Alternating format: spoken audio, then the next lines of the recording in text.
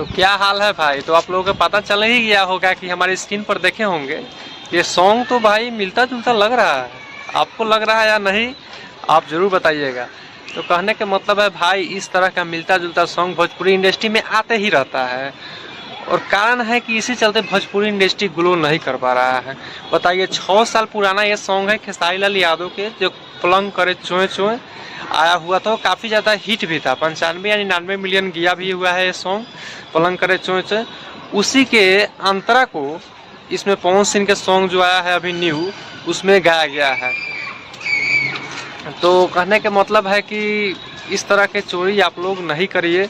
जितने भी राइटर है, राइटर को हम बोल रहे हैं, पवन सिंह का कोई दोष इसमें हम नहीं कर रहे हैं कि वो सॉन्ग चोरी किए हैं, क्योंकि इसमें अधिकांश राइटर के दोष होता है। क्योंकि तो कहने का मतलब है, पवन सिंह जी अगर आपके पास ऐसा राइटर है तो क्या ज़रूरी है इस राइटर का गाना गाना कि आपको चोरी के नाम पर आपको बदनामी कर रहा है।